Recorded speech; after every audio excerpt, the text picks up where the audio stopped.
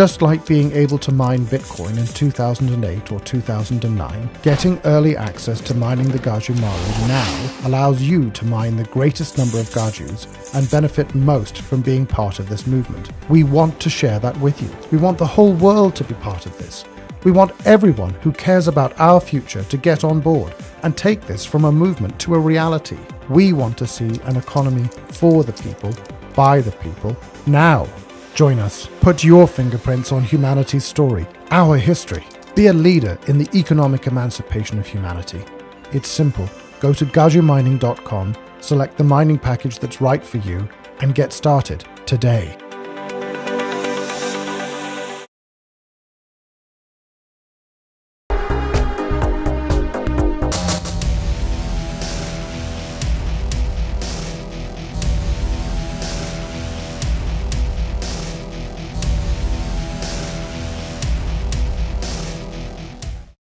All right, guys, welcome to the latest episode of Blood Money. Today we have one of our favorite guests, Brandon Joe Williams. How you doing, sir?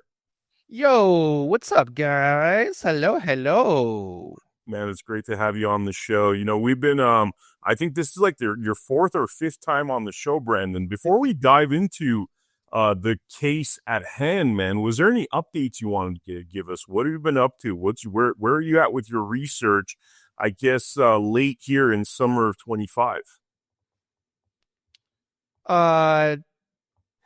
Did I show you guys my reply filing on the last show for the Amex appeal? No, we haven't seen that. No, we talked about your findings with the. Here, I'm gonna add you here. We're talking about your findings with the slaughterhouse case, but this is. Oh yeah.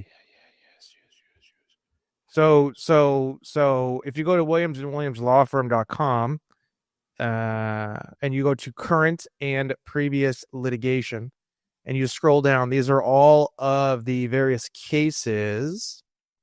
So you can kind of see the whole timeline. Like if you look at the earlier cases, they're really awful.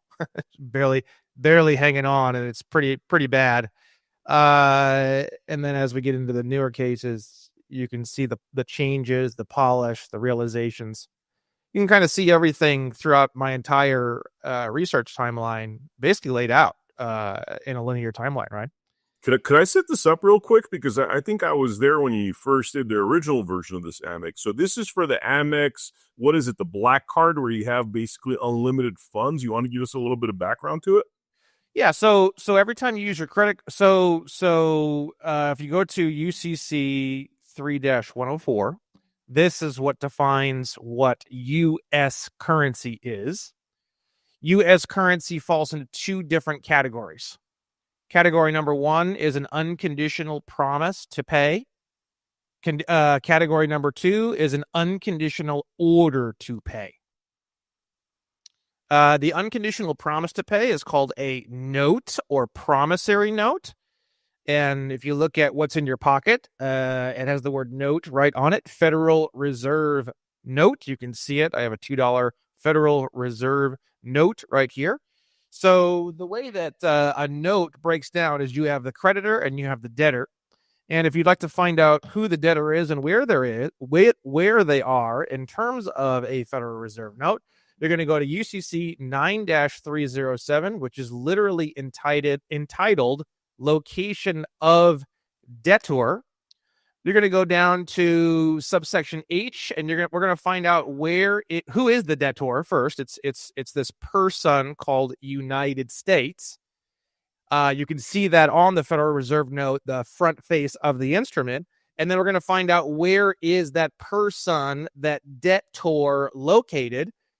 That person, the United States, is located in the District of Columbia. And for those who are pretty new to this, the reason why I keep using the word person is because if you look at the legal definition of the word person, it always includes various types of what's called legal fictions. For example, this one's from the tax code. I like this one the most because it's not too vague. It's also not too much. Sometimes, like if you go into transportation, the title on transportation, I forget which title, 49, I think it is. If you look up the definition of person there, it goes on and on and on for half a page. If you look up the definition of word person in, let's say, Title 8, it's very, very, very short. I like this definition because it's right in the middle. It's not too much. It's not too little. It gives us a good idea of what we're looking at. And this is typically what you're looking at when you see the word person. The term person shall be construed to mean and include an individual, a trust, estate, partnership, association, company, or corporation. So then we're going to go to my case law section, my case law resources section on Williams & Williams. We're going to type in Federal Reserve. And we're going to look up a case from the Ninth Circuit Court of Appeals here in California, where California's at. A bunch of other states too, but California is a part of the Ninth Circuit. John L. Lewis versus United States of America. This is from 1982. The justice in this case, or the panel of justices, it's actually three. I believe it's three justices total, and then one justice gives the final opinion. But there's a panel of three that came to the final opinion that was given by the single judge. That panel of judges / the judge who actually said it says the following: examining the organization and function of the Federal Reserve banks and applying the relevant factors, we conclude that the reserve banks are not federal instrumentalities for purposes of the Federal Tort Claims Act, but are independent, privately owned, and locally controlled corporations. This is the actual Ninth Circuit Court of Appeals saying this. It's not me. It's not some website. It's not freemanoftheland.net. It looks like it was made in 1996 by a 92-year-old insane white guy. This is the Ninth Circuit Court of Appeals saying this. So what is a Federal Reserve note?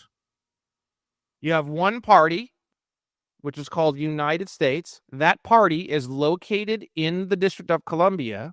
They are unconditionally promising to pay an independent, privately owned, and locally controlled corporation called Federal Reserve Bank or Federal Reserve Banks.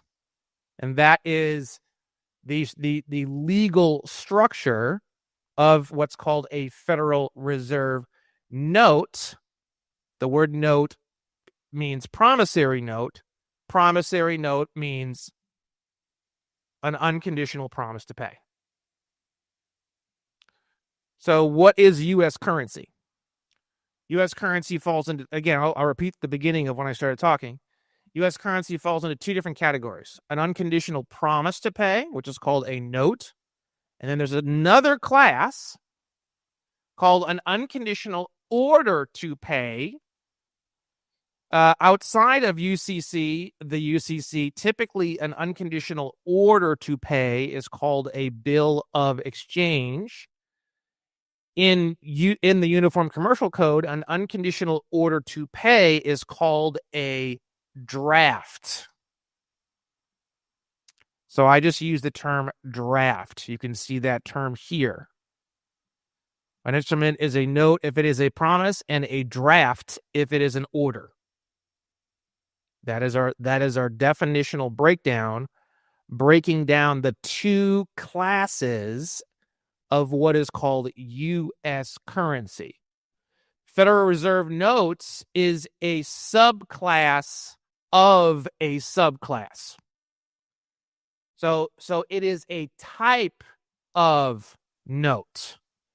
People believe it's the only kind of note. Absolutely not. There are a billion trillion different kinds of notes. You can even manufacture your own. If you follow UCC 3-104 and you have all of these points, you can manufacture your own notes legally. And then there's a way you can actually get other people, you can actually sue and force people to accept those. We're not going to get into that probably on this show. But the whole point I'm trying to make here is we have two classes of what would classify as U.S. currency. And they're both defined right here. An instrument is a note if it is a promise, and a draft if it is an order. There's a million different kinds of notes. There's a trillion different kinds of notes. And there's also a trillion different kinds of drafts. A Federal Reserve note is just one teeny tiny drop inside of an immense and endless ocean of possibility. Does that make sense? Wow. Yeah, makes a lot of sense. So, in terms of the Amex lawsuit, now you're suing for them to have you recognize your instruments, or So with that said, if you look in UCC 3, you'll see the word issuer. We're going to go to the definition section of Article 3, which is 3-103. We're going to type in issue. So issue comes from 3-105, issue of instrument. Issue means the first delivery of an instrument by the maker or drawer. We're not going to get into all these various definitions because it just takes forever. Maker or drawer, the person who made it, or the person who is the person who you're supposed to be paying is the drawer, right? Whether to a holder or non-holder, we're not going to get into that. That's just the person in possession of a note or bill that is either payable to them or payable to bearer, which I'm not going to get into all that right now, but that's as best as I'm going to explain that right now, for the purpose of giving rights on the instrument to any person, right? So if you look at your receipts, when you do credit card transactions, look at your receipts. Every single time you do any transaction, coffee, dinner, gas, get a receipt printed or emailed to you and then look at it. You're going to start seeing this term issue or issuer, or initial issue or primary issue. You're going to start seeing that term every once in a while. It's not going to be on every receipt. I'd say in my life here in Los Angeles, I'd say like maybe 15% of the time I'll see this term right on the receipt. So what happened was, every single time you use your credit card, you are manufacturing an unconditional promise to pay, which in itself would legally classify under 3-104. So when you produce that unconditional promise to pay, it in itself is U.S. currency. So the whole basis of my entire lawsuit is, where is all the currency that I am manufacturing going? And why is it that I'm not able to use that currency and apply that currency to the final bill? Meaning, if I buy a coffee for 7, God knows what anymore, a Federal Reserve notes would be the promise. The fact that I'm unconditionally promising to pay 7 Federal Reserve notes, that promise that I just made in itself and by itself is also an unconditional promise to pay. And if we go back to UCC 3-104, it doesn't say Federal Reserve notes. That's not the definition of U.S. currency. The definition of U.S. currency is an unconditional promise or order to pay a fixed amount of money. The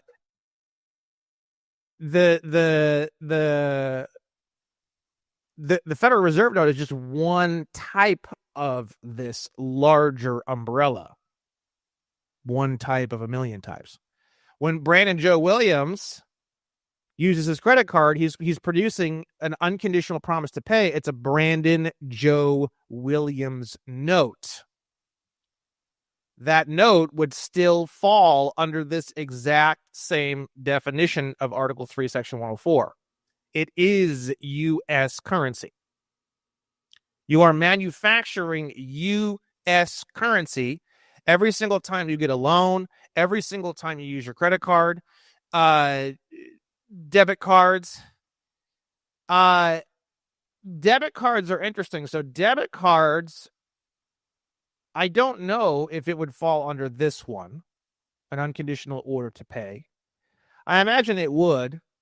So debit cards would be this other type of currency, an unconditional order to pay. So checks are also unconditional orders to pay.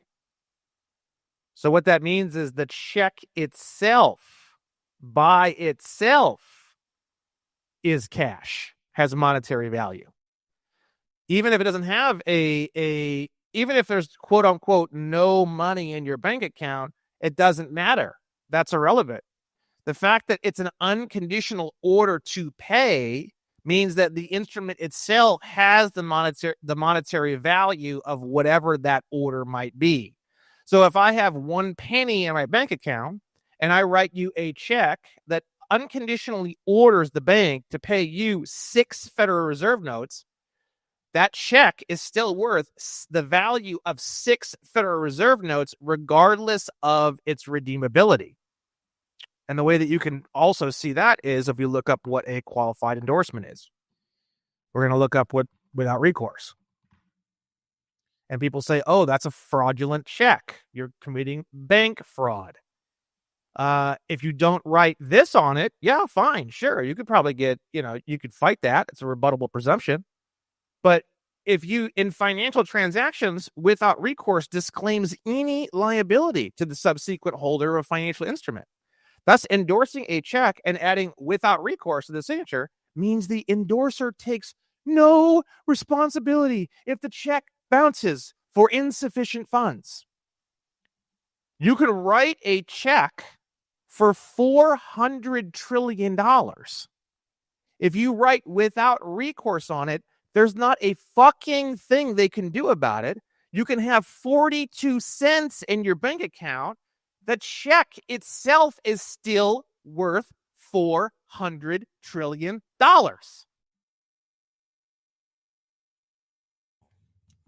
That's mind-blowing. That's mind-blowing. So you're trying to have them, I mean, these are the laws. So you're trying to have them basically uphold these laws. And you've submitted an initial filing. Obviously, what did they do with that? Take us through this journey of how you wrote the initial case, what it was saying, what the amended filing says.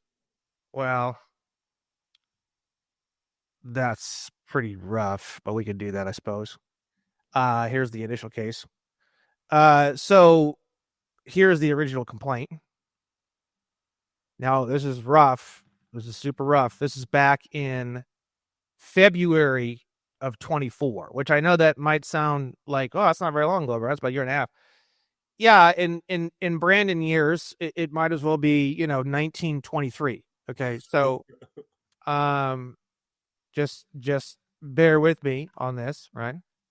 So we have this long introduction.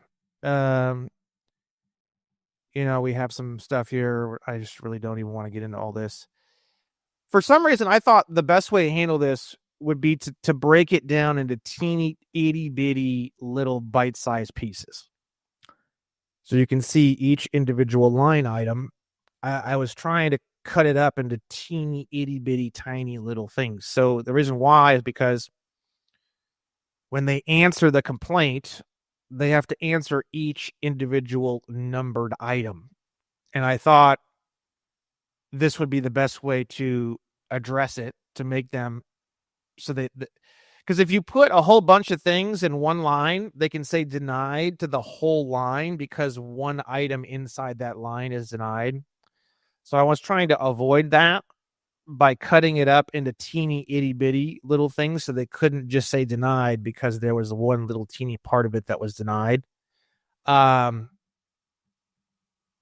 you can see there's some of it's informational, some of it's educational, some of it's what actually happened. If you go down here, you can see I'm just kind of like trying to build out the picture basically of the whole kind of bird's eye view, right? It's kind of all over the place a little bit. It's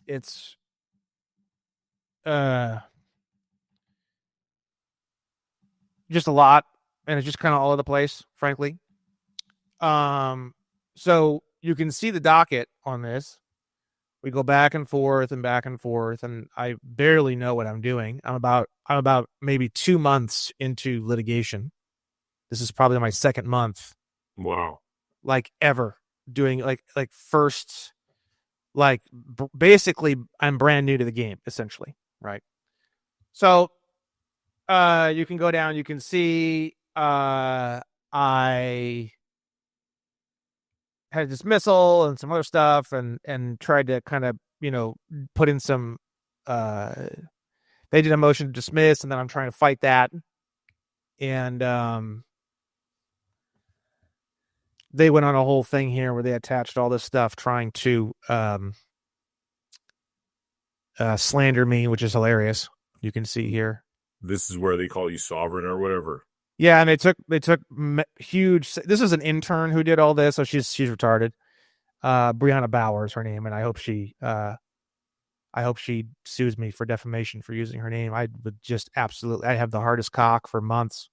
But she went on here and she posted all this stuff thinking that was going to be, and what's funny is that what's amazing is it actually worked.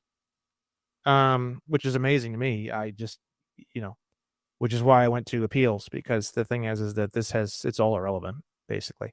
I mean, obviously I would have handled this differently now. I handled I've gone through so many different evolutions, so many different changes, so many different adjustments, so many different things that I'm like trying to figure out the fastest and simplest way to say things, but while at the same time giving the information. I think at first, with a lot of this stuff, a lot of these filings, it's just too much. That's really the issue, right? I think that's the issue that most of us have. The issue that most of us have is just too much, just way too much. Mm-hmm. A lot of irrelevant stuff, way too much. We sort of spew like a fire hose. I think that's pretty normal. I see that like everywhere, basically. So when people first start this process, it's like you're kind of throwing everything in the kitchen sink, basically. Yeah, like, I don't know, in your case, I filed a motion for leave to amend the complaint. This is what you're supposed to file when you amend the complaint after the initial, like the first, I think 20 or 28 days, I forget the local rules. You can amend a complaint without filing a motion for leave. But this was way after that timeline had ended. So to file an amended complaint, you have to file a motion for leave. Motion for leave just means you're asking to do something outside of the normal rule sets of what you're allowed to do. Basically, you're asking permission. Yeah. Let's just keep it that simple, right? So, Joey was helping me write a lot of these. Joey Kimbrough. I didn't start writing my own stuff. So I would write everything, and then Joey would help me kind of edit it and like clean it up. And so we were kind of working together. Like, you can see, here's a motion for reconsideration. And if you look at some of my newer filings, it looks a lot different. That's because I wrote all the meat and potatoes, and then Joey would help me clean it up and add case law to it or whatever. So it wasn't until my appeals, my Amex appeals, it wasn't until my SBA appeal opening brief. That's the first time I wrote and filed something without literally any assistance at all whatsoever from anyone, which was, that was, let's see here.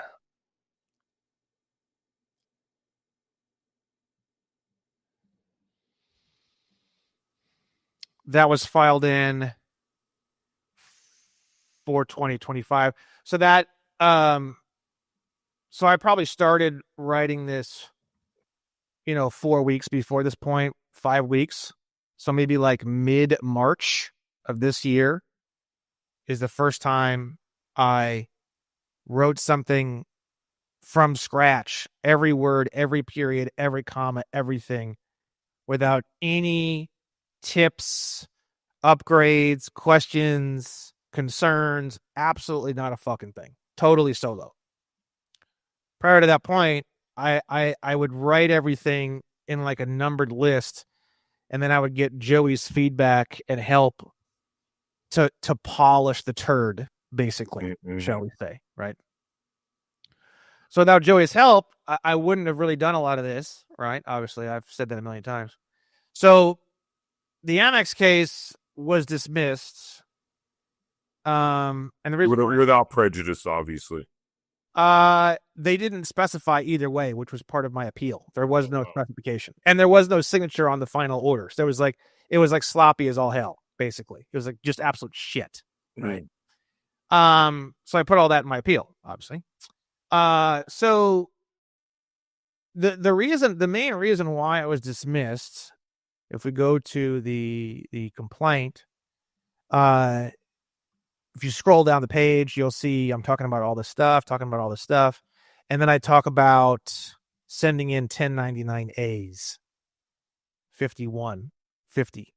The IRS 1099A form is an unconditional order to pay. The IRS 1099A form is a bill of exchange. When I wrote this way back in February of 2024, I thought this was true. It's not true. The 1099A form is not an unconditional order to pay. It is not a draft, and it is not a bill of exchange. They grabbed onto this. They didn't say that. But they grabbed the judge grabbed onto this part and dismissed the case based off of this part. There's a lot of things in here, but he saw that and that was enough, and he just dismissed it based off of those 2 points. And he didn't say the 1099A form is not a bill of exchange or unconditional order to pay. He just said, like, very vague, like, they're just documents, and he didn't give any real specifics of anything. He just said they're just documents, they're not money, they're not currency, whatever, sovereign citizen, whatever. A lot of the same stuff that the defendant was saying, which is American Express, right? So I filed the appeal, and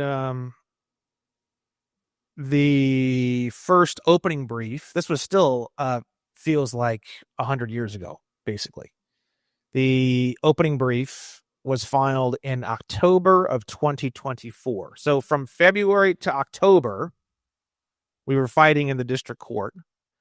And then on October 11th is when I finally got into appeals, and I filed my opening brief. An opening brief is literally just that. It's an opening brief for the appellate court. And I have my various concerns. What are the facts of your case? Various facts.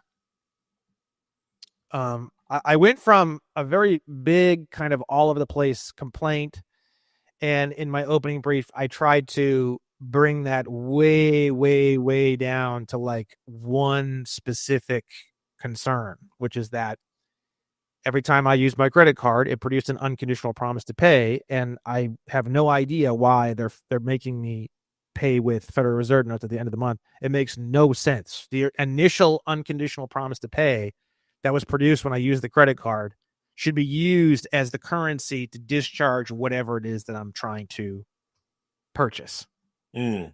Or I can give you Federal Reserve notes, but then you're just going to give it right back to me, because I still want the original value of all the notes that I was creating every single time I use the account. That's the whole thing.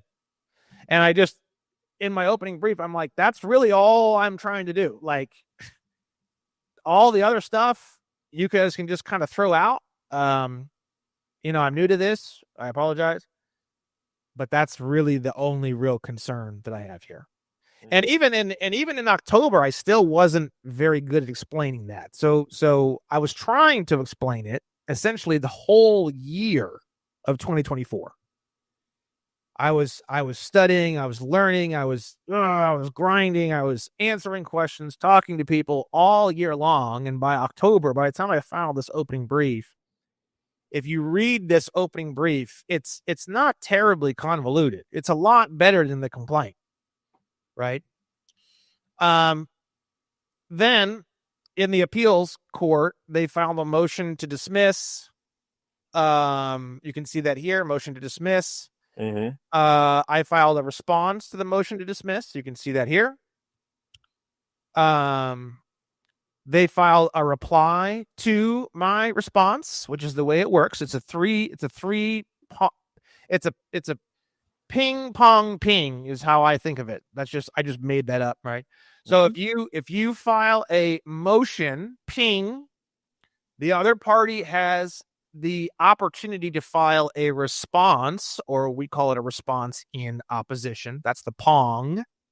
And then if the originating party wants to file a reply, that is the ping. So it's motion, response, reply. That is the functional gears as to how a lawsuit works. Nobody can. That's it. Once the reply is in, and the reply is considered optional. The response is not really. If you don't respond to a motion, they just approve the motion. That's the way litigation works. If I file a motion and you don't file a response, my motion is granted. It's that simple. Uh-huh. If I file a motion and then you file a response, I now have the option to file a reply to that response if I desire. So they're trying to have it dismissed, basically, and you're writing them back about why they shouldn't have it dismissed. That's correct. And if you go in here, you can read the motion, then you can read the response, and then you can read the reply if you want to. What is this sort of things they're telling you, and what are you saying in response to stop the motion to dismiss? So if you go to the motion, it says here, the appeal should be dismissed.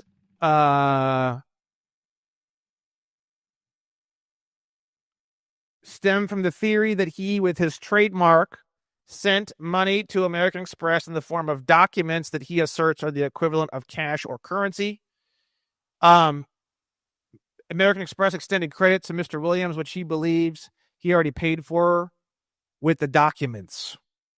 And they're referring to the 1099A because that's what Judge Fitzgerald latched onto.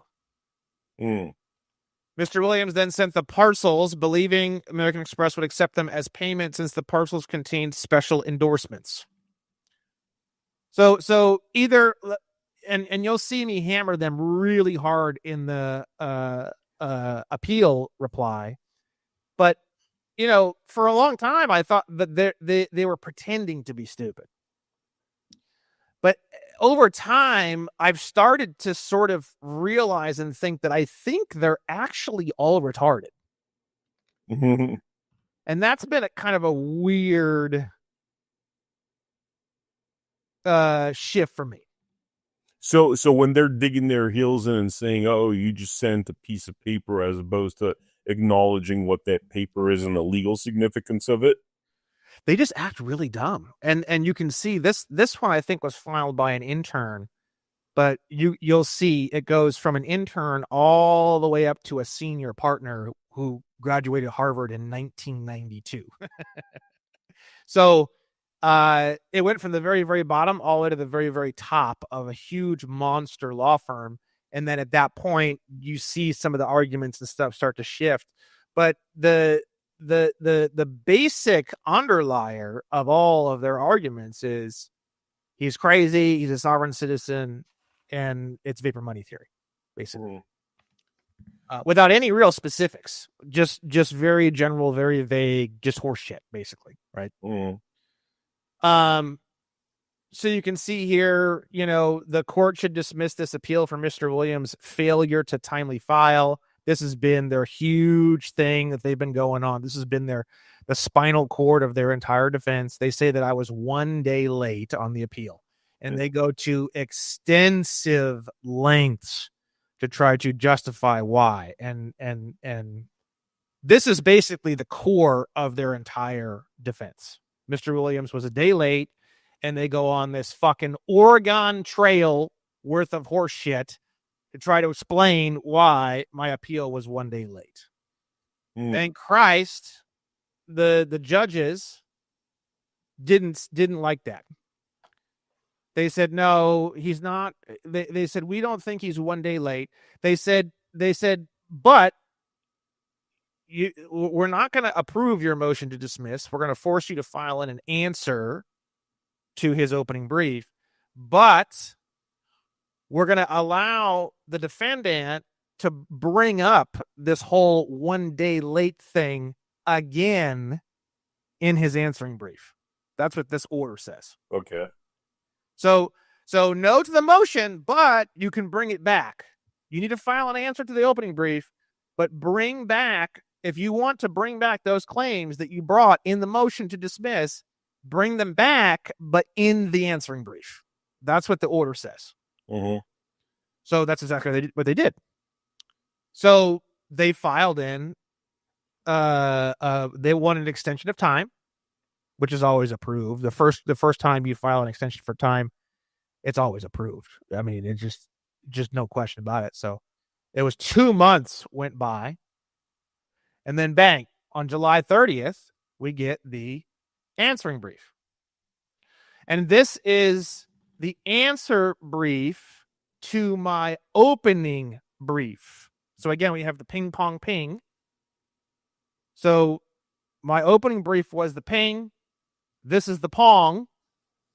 And then you'll see my optional reply, which is the final ping, is the last thing filed, right? But if we go back, let's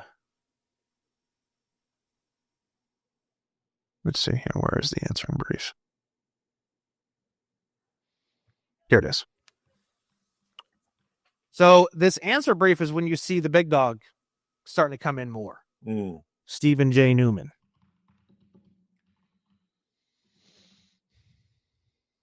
This guy. This is when this guy starts to get more involved in the case, right? And he has a very, very, very extensive history. Mm-hmm. You can see he was Harvard, 1992, magna cum laude.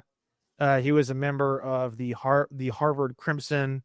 He's got articles, PR, press releases, worked with the government stuff. So you can see government stuff, truth in lending, commercial cases, all sorts of stuff. Very, very, very, very rich, extensive career history. Up against one stupid fuck who wears a mankini on the internet. This is the guy they had to bring to the table. Wow. Fucking hilarious. So, all right. So you're basically, is it now like you're in a waiting pattern to see what the judge says? I'll explain it. We'll go over this very, very rapidly. So here we go. Now all of a sudden they're starting to get serious. We got table of contents. We got cable, all these cases. We're bringing out. Oh, we got to really bring it out now. We're gonna make it look real professional, real good, right? And then I assume because the writing style changes dramatically in this answer. So I know it's not Breonna Bauer, who graduated from fucking law school in two years prior. This is not her anymore. This is the big dog has finally come in. So now we've got the big dog energy. Mr. Newman, I'm assuming, is writing most of this. Litigation is motivated by sovereign citizen ideology. We start to see more of that. They kind of, you can see in this particular filing, they move away from personal attacks and they start to adjust more towards, they start to straighten up, in other words, meaning now all of a sudden that they're in the appeals court, they can't act like complete pieces of shit anymore.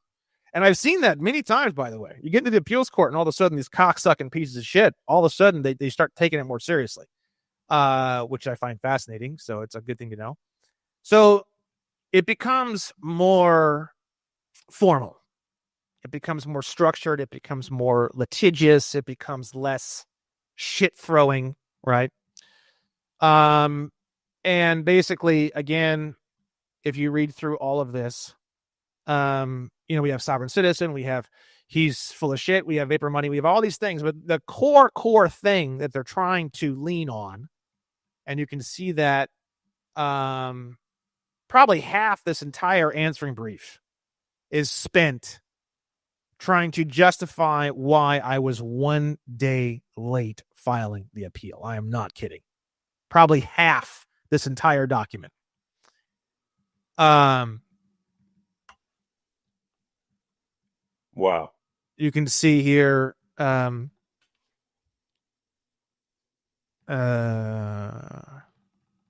this whole section is trying to do that. I mean, literally, like, all of this is trying to do that. All of this is trying to do that. Wow. All of this is trying to do that. All of this is trying to do that. All of this is trying to do that. All of this is trying to do that. Wow. And then it ends right there at E. So, probably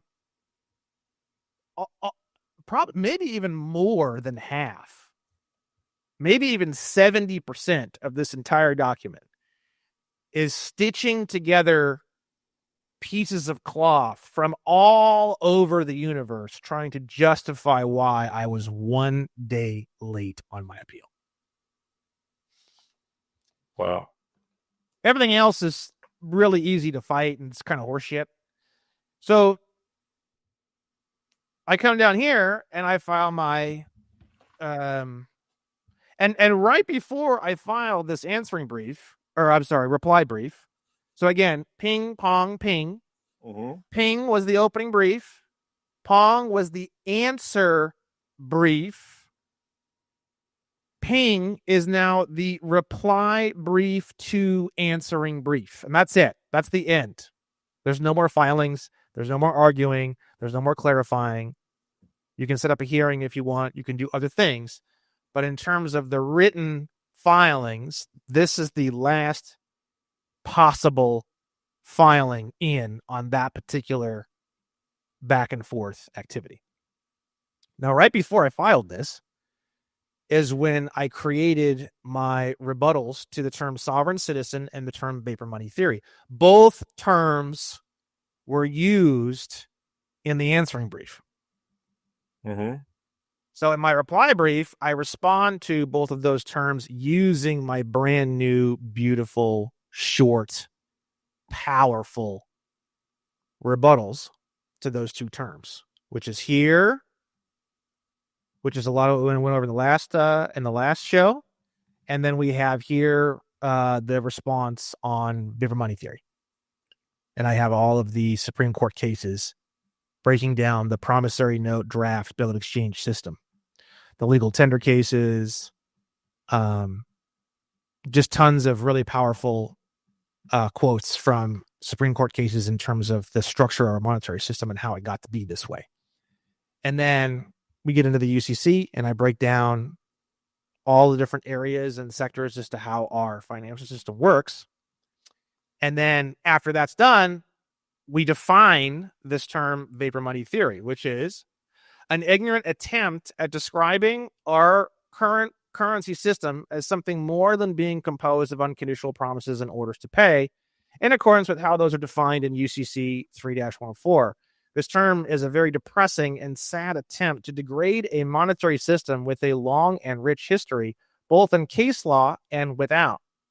This is an attempt essentially to gaslight people and persons who are attempting to use the actual law found in case law and in various state-adopted commercial codes, typically close duplicates of the model UCC.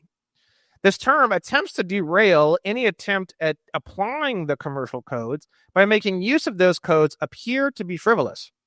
This term is a term of massive degradation and shows deep ignorance and maybe even contempt for our negotiable instrument monetary system as well as the law. This is a quote. No, this is me. I'm making this based off of all the information that I presented above. This is my definition. Well, for those aware of the functionalities of negotiable instruments, which is well articulated in Article 3 of the model UCC, the term vapor money theory is offensive, as it is a generic and ignorant attempt at invalidating all of UCC Article 3 and the entire legal basis behind legal tender and the operation of unconditional promises and orders to pay. Now, the way that I've set this up is I've presented all this evidence, and then based off that evidence, I've manufactured this definition. Now, if Amex does not fight back and try to reply against this definition activates as the definition in this court case. It's based off of the rule of evidence 301, which I'm not going to get into, but it's basically that simple. If they don't rebut this in some way, this becomes the definition for the case. Wow. And then at that point, I begin on a point-by-point rebuttal of each individual section that I felt needed to be replied on in the entire answering brief. So then I go through each section, and I put the original text that they put, Mr. Newman probably, and then I put my rebuttal below that. So you can see each individual section of the answering brief as being rebutted or clarified in each of these various points. And then we go all the way down to the bottom, and this is kind of where I started getting kind of pissed. Because now, mind you, I filed this case in February of 24. This reply brief was filed in August 10th, 2025, and the case has literally gone nowhere. We're not even on the first yard line yet. So by this point, I've started to get a little irritated, and you can see that here in the closing. It's incredible what the honorable justice had to put up with in litigation. If I had to continually correct people, of which I can't tell if they are simply playing dumb or are actually ignorant all day long, I think I would lose my mind.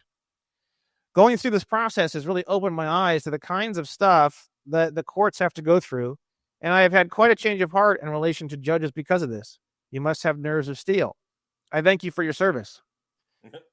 Mr. Newman is playing dumb in the area of negotiable instruments, but then all of a sudden, when it comes to stitching together a 50-mile string of quote-unquote logic in order to justify how the final judgment shouldn't be on a separate piece of paper, meaning that's why I was one day late, he's all of a sudden become Dick Tracy.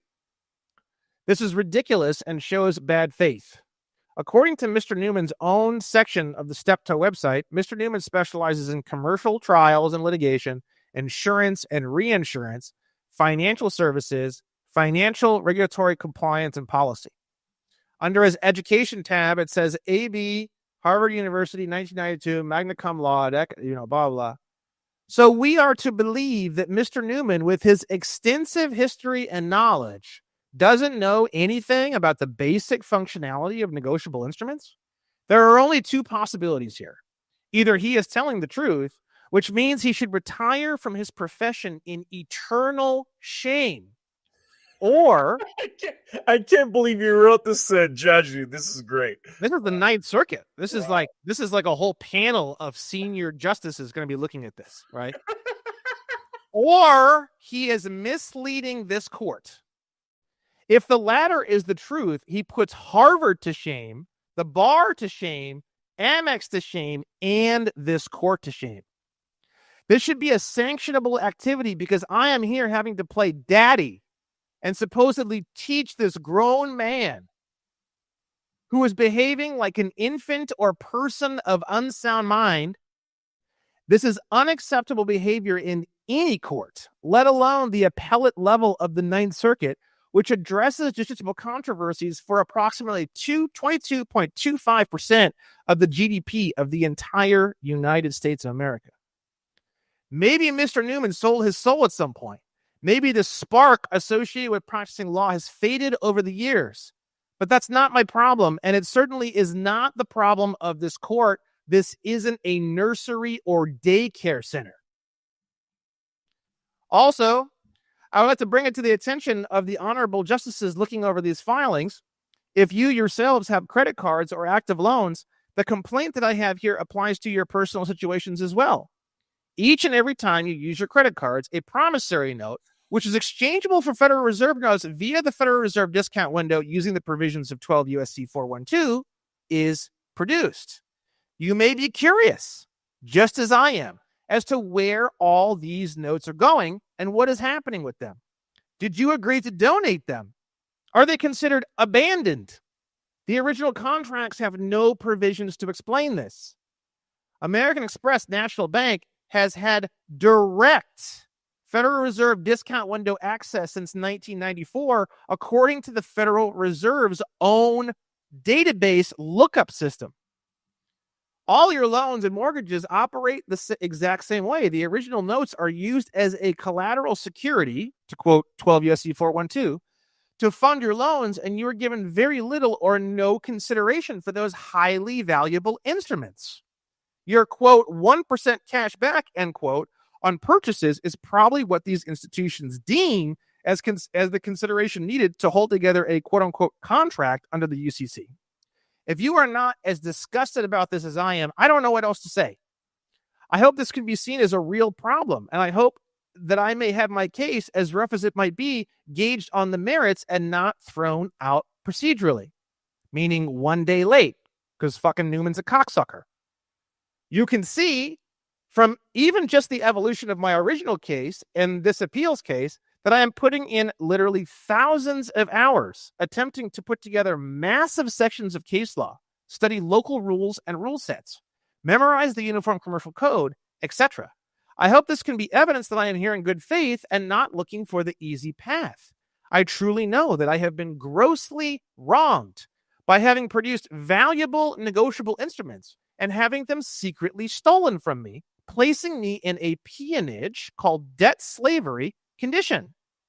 Each and every honorable justice reading this is in that exact same condition. And I hope my voice can be heard on this subject. I will never stop fighting until it is. The relief I hope for from this most honorable court is the ability to go into discovery in order to find out what happened to all of my initially issued unconditional promises to pay. I have already offered the appellee a settlement that requires absolutely no out-of-pocket expense on their behalf, which is the Amex Centurion Black Card that I never have to pay for, and all of the unconditional promises to pay that are created on the account are automatically endorsed with a qualified and special endorsement.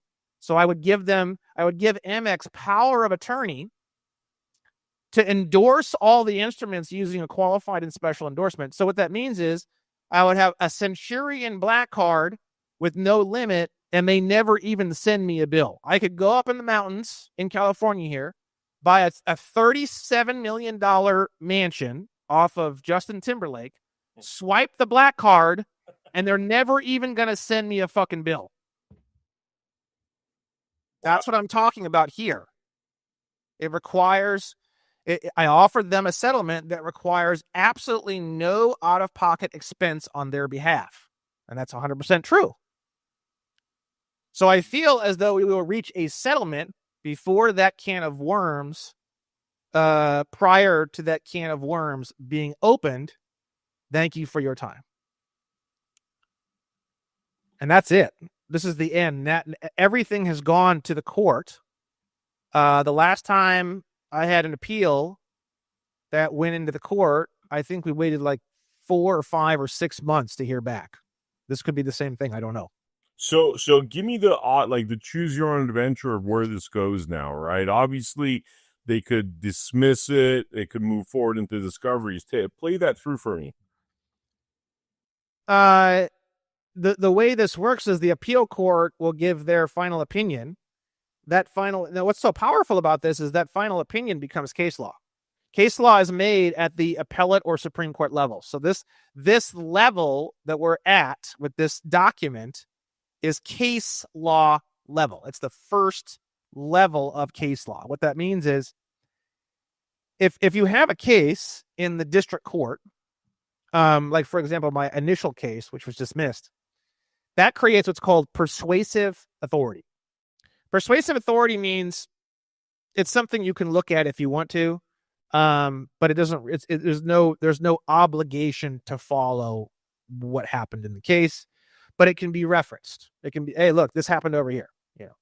Once you get to the appeals level, now the final opinion they're going to give on this case becomes case law for the Ninth Circuit. So if you look up circuit appeals court map,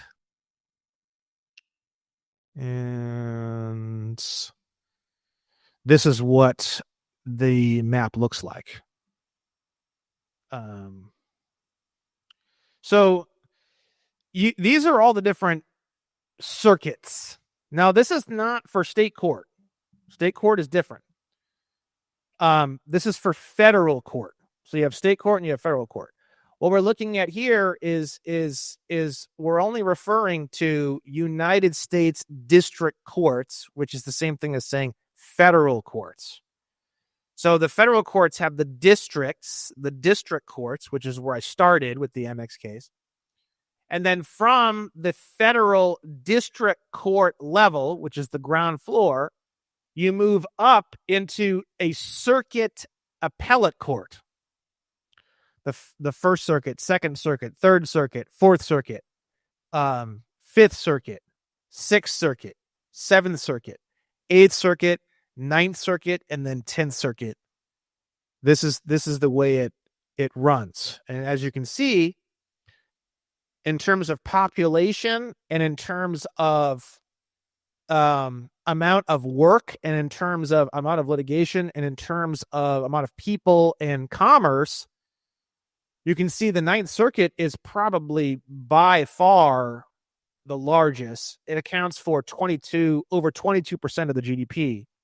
So 25% almost of all of the commercial activity running through the court system is in my Ninth Circuit. All of this is the Ninth Circuit. And there's even other islands. You can see them down on the bottom left. I think that's Guam. And I don't know what MP is. But it includes islands too. So its Ninth Circuit is fucking monstrous. In fact, it's ridiculous. It should be broken up into smaller. I think California should be its own circuit practically. Or maybe just California and Nevada, or I don't know. Anyways, I don't know. But it's a lot, obviously. You can see just from this map, it's insane. Like New York is just the Second Circuit. It's just this little area. Yeah. It's New York, Vermont, Rhode Island, and Connecticut. It seems like it was based on old populations and stuff before California became so crowded. Maybe. Yeah, I don't, I don't know. Anyways, so looking at this graph, and then that's how I ended up in the United States Court of Appeals for the Ninth Circuit. So the opinion of this case, which there's a possibility they won't even say anything. There's a possibility that they'll just say denied, or they won't say much of anything. At that point, it wouldn't become much of an opinion because there's no information. But if they give an opinion that actually has information in it and actually has clarification as to why and how they're coming to the opinion that they've come to, that opinion would then become essentially law. Case law is essentially law. It's not persuasive authority for all of the district courts in the entire Ninth Circuit. And then it would become persuasive authority for all of the other circuits. Do you see how that works? Yeah, no. I mean, you would think that they're going to do everything possible to come out with some kind of opinion that's going to stop all these other individuals from trying to use this method. I mean, at least that's where my mind goes. I mean, what's your thoughts?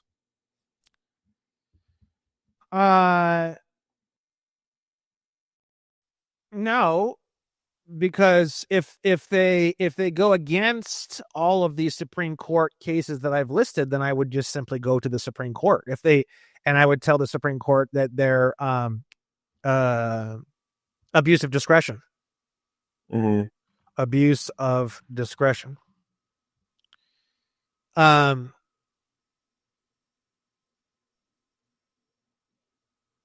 If it's unreasonable, arbitrary, or clearly wrong and warrants reversal.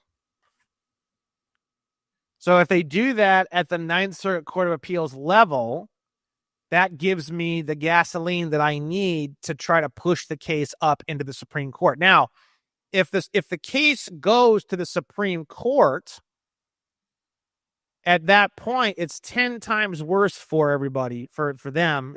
I mean, I could wipe out the whole banking industry at that point.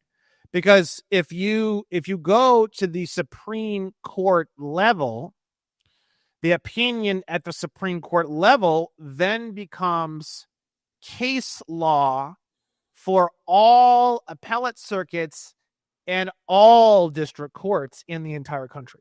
So this whole map, it would become law for this entire map at that point. Wow.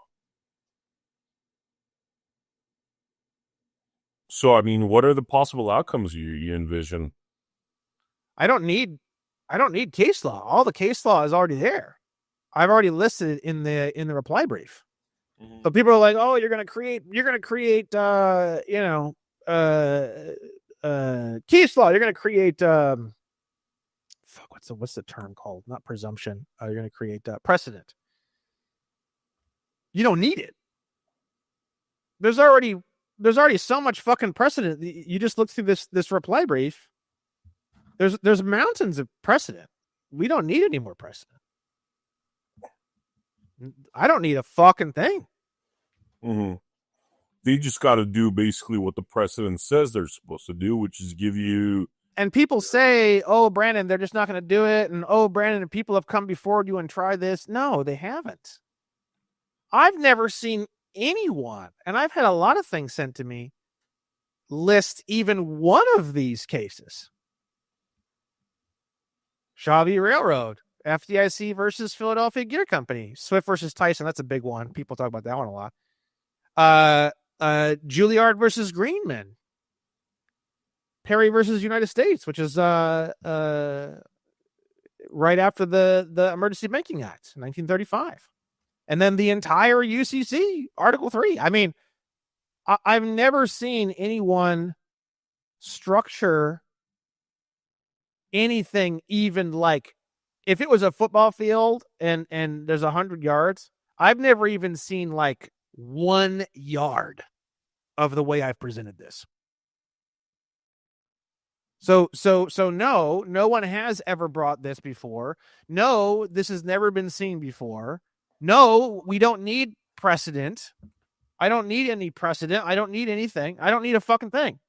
In fact, I've got more guns and bullets and explosives than I even know what to do with. I am a walking Rambo. I don't need it. I'm telling you, nobody needs any more fucking case law. I promise. Mm-hmm. I mean, this is like a nuke level shit. Mm-hmm. So, no, I don't think anyone's ever brought anything like this. I don't think the courts have ever had to deal with anything like this. The stuff that I've seen is garbage, and no wonder they threw it out. It's trash. So people think, oh, the courts are just are going to do this and they're going to do that and they're do that. No, it's the courts are just the referee. They can only referee on that of which that's brought into the courts, and everything I've ever seen brought into the courts is just complete trash. I mean, just awful. Like even if a judge wanted to throw you a bone, it just, you can't throw a football 90 yards. Mm-hmm. He would need to throw the football 99 yards to throw somebody a bone. If the judge threw someone a bone, that's 99 yards long, the opposing counsel is going to say, what the fuck? You're obviously not being impartial here, right? A judge can give you a yard or two without it becoming too much of a problem, but he can't give you 99 yards. That would be impartial. That would be massive violations of the canons. So I mean, what do they do though? Because this is like a can of worms that, like you say, if they let you get into discoveries, you could pretty much. I mean, if you go to there's no way in hell ever in a billion trillion fucking years that any of this will ever go into discovery. Amex will file for bankruptcy and shut their doors before they would let me into discovery. Never going to happen. Ever. They'll just give me the black card. Really? Never gonna. There's no way. People will literally be like killing themselves if I get into discovery. There will be bodies.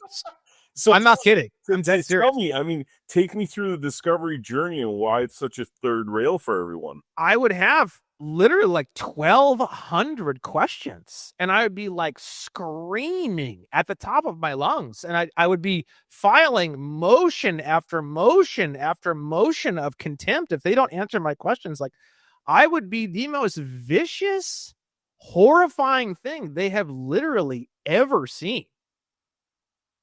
Like, I would be putting attorneys in prison left, right, and center. I would put the attorney in prison for contempt, or I put the Amex worker in prison for contempt, and then I would create a whole bio on that person. Their family, how I destroyed their family, I destroyed their children by putting them in prison. And then the next person that came in for the deposition, I would slide an entire manufactured bio of how I just destroyed the life of the last guy who was here. He's behind bars now, and I have a picture of him literally in a fucking cell in an outfit. And I'm like, if you don't want to become this motherfucker, you're going to answer my questions. Do you understand? Like, I would literally be the worst night. Literally, I would be like some kind of death animal that like came out of the ground. It's never going to happen. They're never going to let it happen. It's never going to happen. Wow. It's just totally never going to happen. They're gonna quietly and silently have me sign an NDA, and we're gonna have to go through that word by word and clarify exactly what all the NDAs I've ever seen. It's all the same template. So I don't think they even know what the fuck's on the NDA. Mm-hmm. We're going to tear that NDA limb from fucking limb, every goddamn sentence. That'll take months. Mm-hmm. And then by the time that's done, they'll issue the black card. And so, out of these 1,200 questions, though, give me some examples of questions that they just, there's just no way out for them, that they're cornered. Well, like, for example, what system is used to transact? So I would want an entire flow chart. So I have a credit card, and I put the credit card in the machine. That creates an unconditional promise to pay from Brandon Williams. Now, by the time it hits the account, it's already been converted into what you guys call US dollars. So on the account, is it on the account as Brandon Joe Williams notes? Or do you guys already go to the Federal Reserve discount window or FedWire and convert that note into Federal Reserve notes and then place the Federal Reserve notes on the account? And then depending on that question, I want to know every single step. Like, for example, if it is converted into Federal Reserve notes before it's placed on the account, I want to know every single computer system that it goes through. I want to know the name of every single person that handles that. I want to see every single computer screen, every single form. I'm going to have 1,000 questions for every single one of those forms. Let's say there's a note exchange form to go to the Federal Reserve discount window. I'm going to have questions about every word, every box on that whole form. So there might be 2 or 3 forms just to explain one teeny tiny little part of it.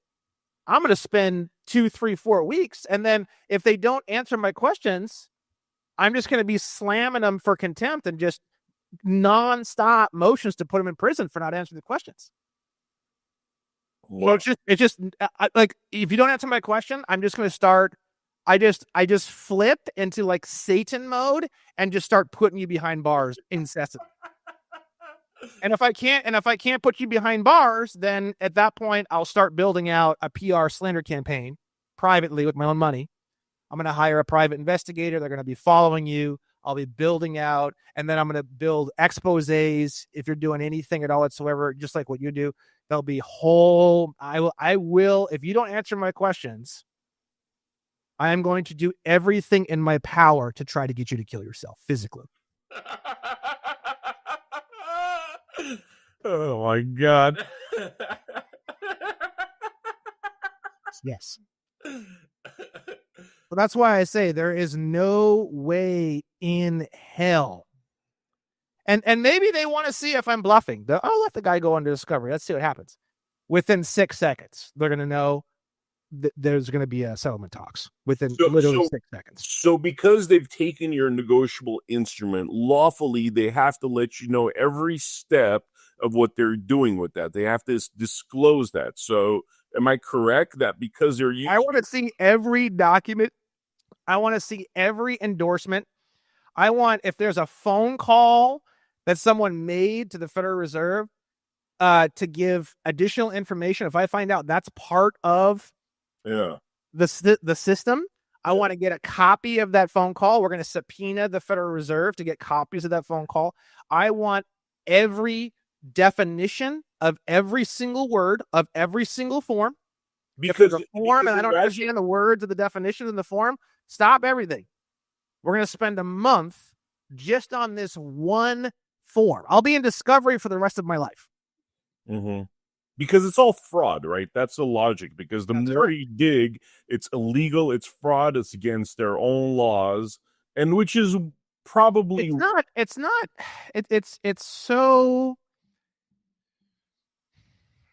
not actually the fraudulent point.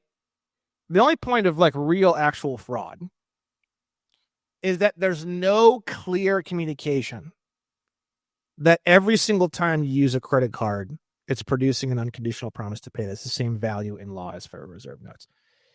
Everything else that they do from that point forward with all those notes and all this stuff, if they presume those notes are abandoned, there's nothing in the original contract that explains how they came to that conclusion. Mm-hmm. But everything that they do with it, and they swap it, and they put it over here, and they collateralize it, that's all legal. Illegal or legal? Legal. Legal, okay. They follow all the rules perfectly. The only part that's, in my opinion, fraudulent is they don't tell me that every time I use it, it's producing an unconditional promise to pay. And then when I found out and I started asking about it, and I'm like, I want that. I want that applied to my account. And they're not talking to me and they're treating me like I'm crazy. That's when now this has become fraud. Interesting. Wow. Because if I give you a power of attorney and it allows you to use a special and qualified endorsement to automatically negotiate these notes as a payment for the account, they can do all the same shit that they've been doing. They can do all the goofiness and collateral securities and moving everything and then shifting everything all around. I don't need to worry about it, and they don't even need to send me a bill, and I can just get a black card and I can just buy Harrier jets and then set them on fire live on YouTube.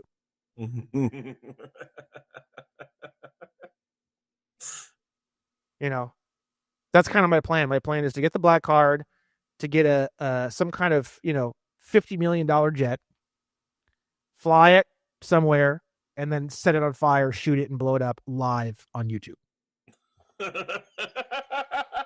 I wanted to do that with a Lamborghini, man. I think that would be the coolest video, So, and the whole point of doing that is because it would break the internet and it would bring essentially everyone on the planet's eyes and awareness to the issues that I'm trying to bring to people's awareness.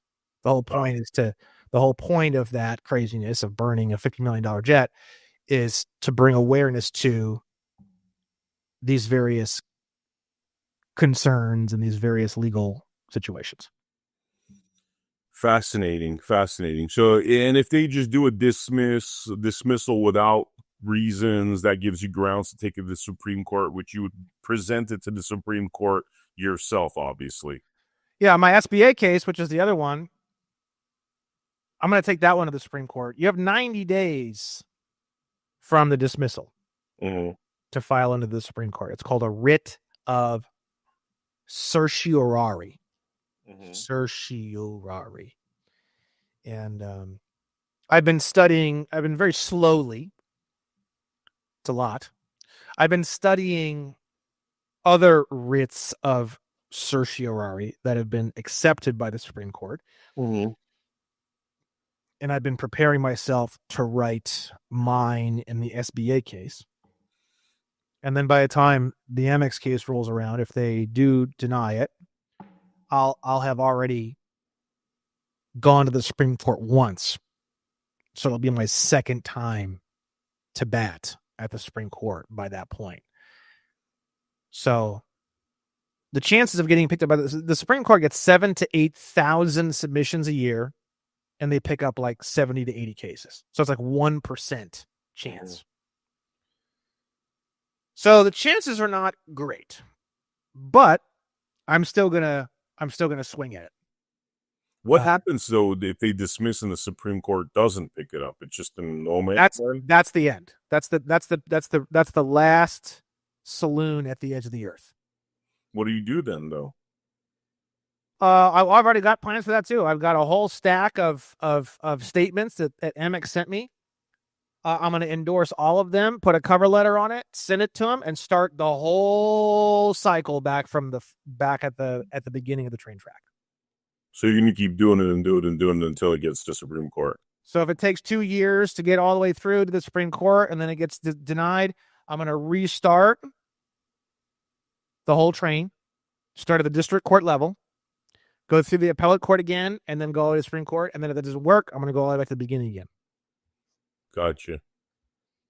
You were kind of jumping topics here, unless there's more to say about this topic. No, it's all good. You were very excited about equity a couple of days ago. Tell me what's going on there. That's all a joke, bro. Oh, you were? That's all total. You're joking. Yeah. Dude, that's so funny because the only reason I even brought that up is 2 people texted me because they know you and I talk. They're like, "What's your boy Brandon saying?" And I think they took you seriously. I don't know how the amount of stupidity on my shit is just like, it's literally like upsetting. Like I've been actually like upset the past few days. It's so fucking like the amount of retardation is so overwhelming. I'm actually going to do a debunked video probably this weekend. Okay. I'm going to be debunking a lot of things, including equity. So, wow. Yeah. Do you want to give us a little preview of what you're going to work on? People think, I don't know who's teaching all the stuff. I don't know what the deal is, or it could just be that people just don't understand what the fuck they're talking about.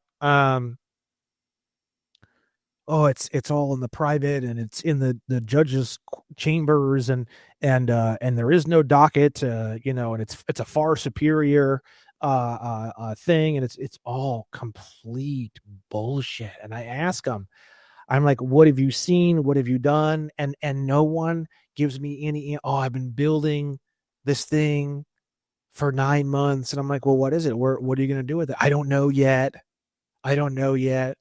I'm very confused about it, but I'm very excited about it. And it's like, it's insane.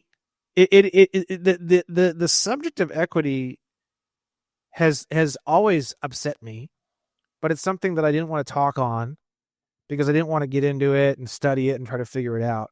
But the amount of horseshit on this subject is so unbelievable. And the lengths that people will go to defend it and justify it. It is like Stockholm syndrome, like complete advanced, like padded room psychosis. Wow. And I'm very concerned about it. It's actually very, very concerning because the people who defend it so aggressively and violently. It's like it's literally just unbelievable. Like the past 3 or 4 days I've been fucking with it and making jokes and saying equity is a fleshlight. That was my big thing. I said equity is a fleshlight, and I started making fleshlights with the word equity across it. And I started because I said it's just this thing that you just fuck, and it just feels so good, and you make it's like, oh yeah, I'm gonna fuck my fleshlight, blah blah, but you're not doing anything. I had one guy. I've had all these conversations in the past few days, but I've had conversations about equity for years, and I've always hated it. But recently, it really. I snapped. It broke me. It's so bad. It needs to end. This nightmare needs to end. And I'll be doing a breakdown, debunk video. There's a bunch of other things too that I contributed to. I didn't contribute it to the equity. I contributed to a lot of other things like 1099A. We're going to debunk that. 5-star passports. We're going to debunk that. The term sovereign citizen. We're going to debunk that. There's a bunch of other things that I contributed to very heavily that I feel partially responsible for a lot of the stuff being out there. But the equity conversation, I've never talked about it, and I've never contributed to that conversation at all. So I feel I want to stab equity through the fucking heart. Like I feel like equity is like a vampire, and I want to kill it. It does have some usage. It does have some tools, and I'll be explaining all of that in the debunk video. But it is not this backdoor, side door, secret thing. I had one guy who was like,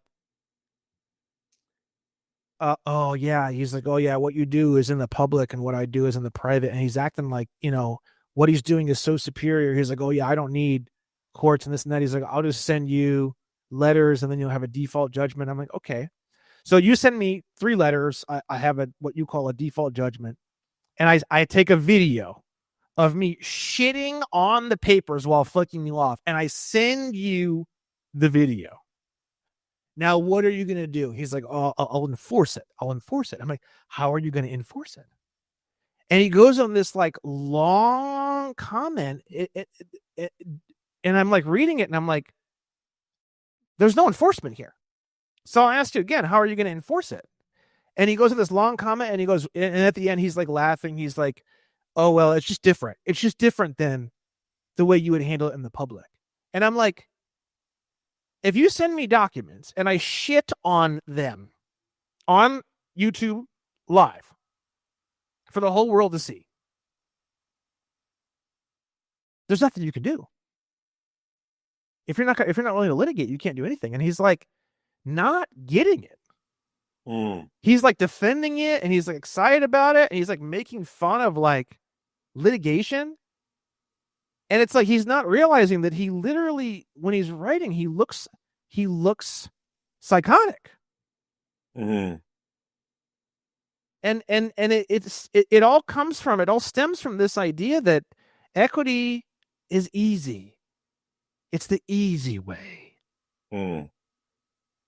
Which is complete bullshit. It's literally like a virus in this movement. It's literally a psychotic virus. Yeah. Equity was merged with law like 100 years ago after the Emergency Banking Act, I believe.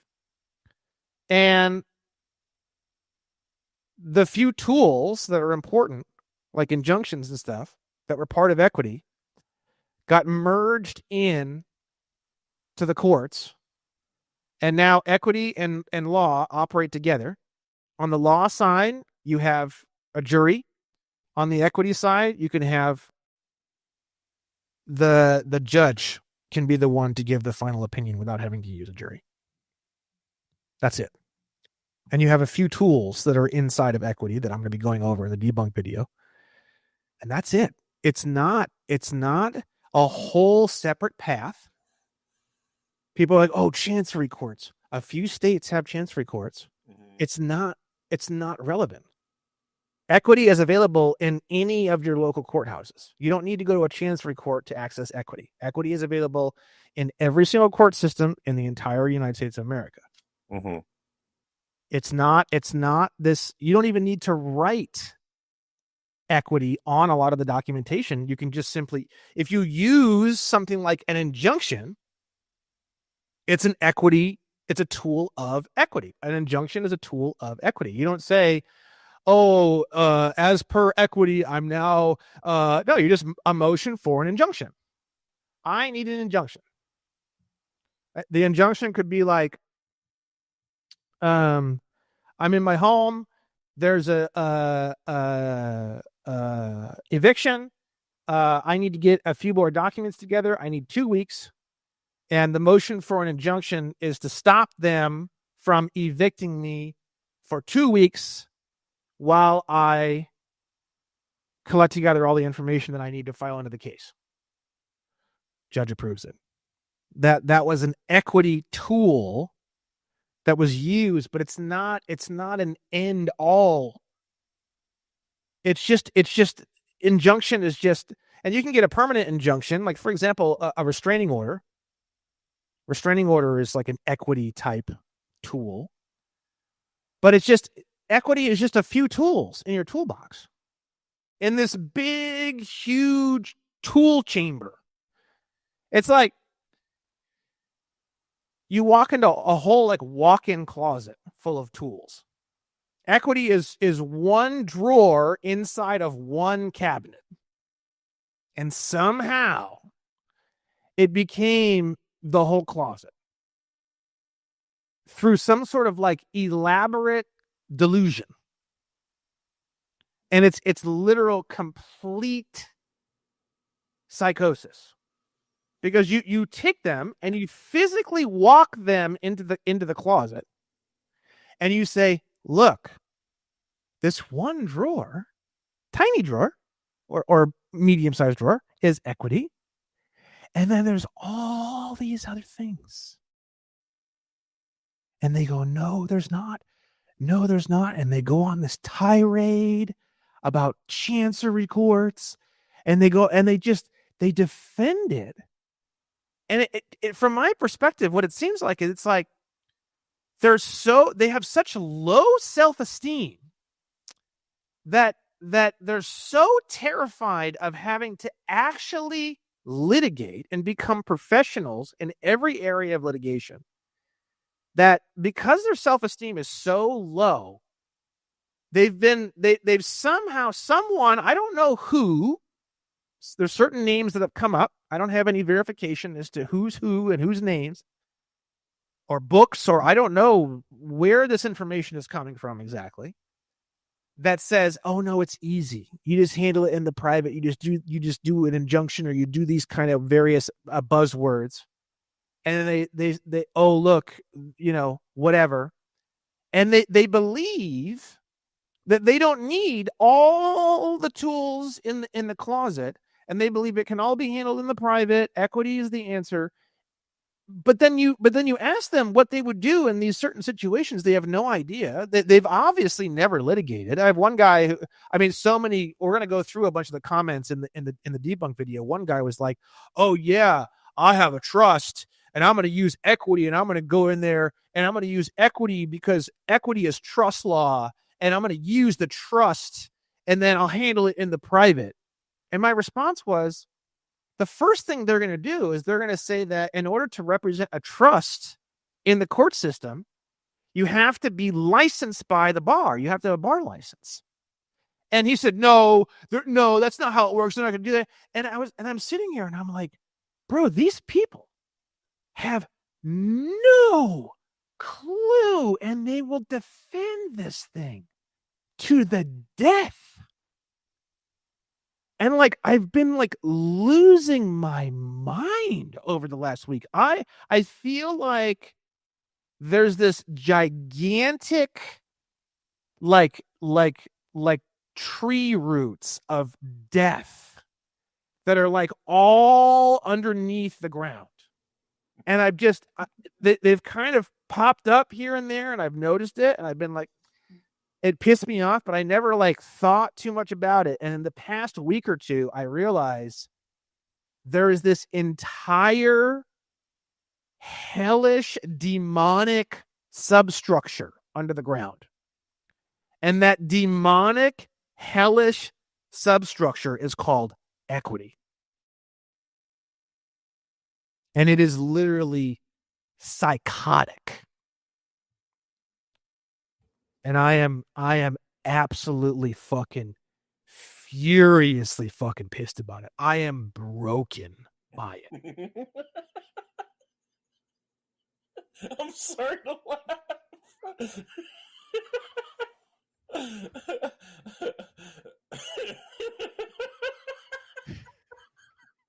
I'm broken by it. It's like a psyop. I'm not kidding. It's like a fucking psyop. It's like some Operation Paperclip shit. It's like MK Ultra for the sovereignty movement. Yes, there is an equity. Yes, there is tools. Yes, there is.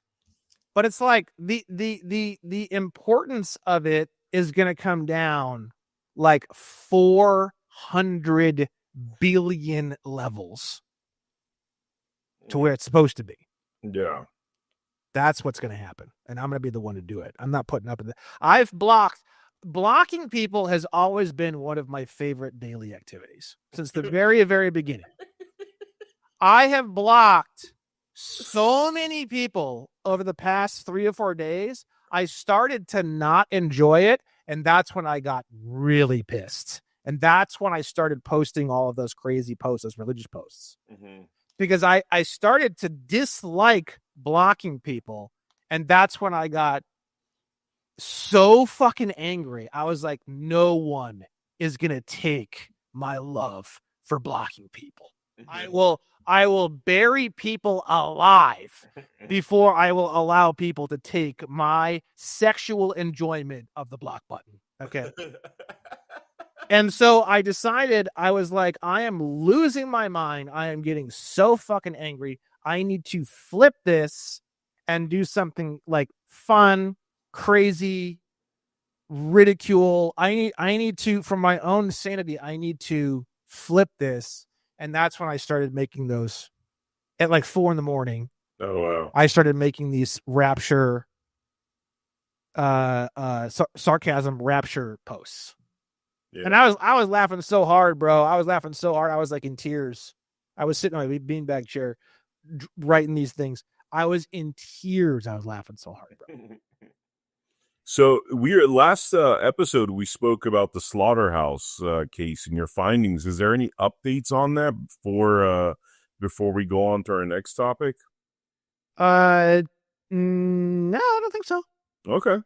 You feel pretty good about it still? I mean, that was a huge revelation. And for people that are interested in checking out that episode, it's almost a 2-hour-long episode. Episode 301, just chock full of amazing information.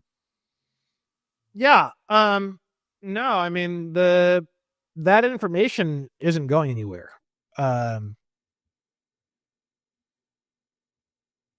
Okay. As far as I'm concerned, the slaughterhouse cases is the absolute dead center of the entire American culture.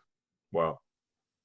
Do you want to talk a little bit about my case? I could tee it up a little bit, and Sure, I still have it here. I mean, I was kind of ready to go on that at the very beginning of the show. Yeah. I mean, we freestyle it here. It was this was 1.5 hours of amazing information. So how could I say no? But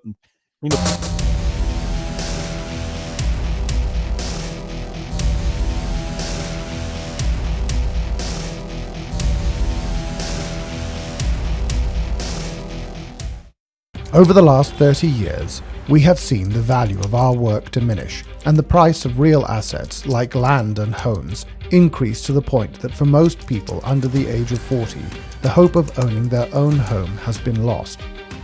The response of governments around the world to the 2008 global financial crisis and COVID was to defer the cost of these events to the future. They did this by printing money, in effect selling our futures to pay for their bad decisions.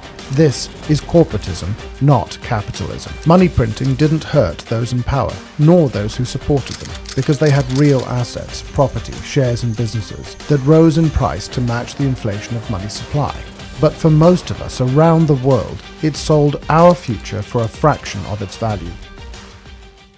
In response to this, a mysterious figure known as Satoshi Nakamoto created Bitcoin. He wanted to create a currency that could not be printed on command, thereby devaluing our labor. A currency that could be traded electronically between people without intermediation, allowing all of us to participate fairly in the economy. But if you tried to buy your groceries with Bitcoin, you'd stand at the checkout for at least 10 minutes, probably hours, waiting for the transaction to process, and the fee would cost you more than the carton of eggs and bag of apples. Bitcoin's limitations meant that it stopped being considered a currency in 2016 and was instead called a store of value. But it opened the door for someone to create a genuine currency that nobody controlled, but everyone could use. That someone is us. We created the Gajumaru blockchain and the Gaju currency. The Gaju is real money you can use, whether that is to buy a loaf of bread, pay for a haircut, buy a t-shirt, in fact buy or sell anything. It is a currency for everyday use. On Gaju Market, anyone can buy and sell any legal goods or services, just like you would on eBay, but at a fraction of the cost. Like Bitcoin, Gajus are mined on a computer. Unlike Bitcoin, mining Gajus does not require specialized equipment, nor huge power supplies. During our protected rollout, you can mine this on everyday computers, like the ones that sit in your home doing nothing for most of the day. We are working to get millions of people like you to mine the Gajumaru and be rewarded with Gajus that you can then use as real money. At the end of 2026, the Gajumaru will open to public mining. By then, we will have brought together millions of people like you to mine the Gajumaru. This will create such powerful combined computing capacity across so many millions of people that the Gajumaru can remain highly decentralized, enabling an economy for the people, by the people. To make all of this possible, we offer a variety of mining packages that combine all of the software and services you need on our website, gajumining.com. The software is simple to install, and there is a step-by-step guide that will get you mining and participating quickly and easily. You can buy those packages now. You can start mining the Gajumaru and being rewarded in Gajus now. Select a suitable mining package from the gajumining.com web store. Install and activate the software on your device and start mining today. This is an opportunity to be part of a movement to restore our humanity, our dignity, our sovereignty, creating a better future for everyone. For the first time in thousands of years, you will directly benefit from your work, your ideas, without being taxed by intermediaries or needing permission to be part of the global economy. We believe that capitalism is I win, you win, we all win, not I win, you lose. That's corporatism. We refuse to pursue venture funding that would demand we play the corporatist game, and chose instead to grow this movement by giving everyone the opportunity to benefit from their contribution to the movement. Just like being able to mine Bitcoin in 2008 or 2009, getting early access to mining the Gajumaru now allows you to mine the greatest number of Gajus and benefit most from being part of this movement. We want to share that with you. We want the whole world to be part of this.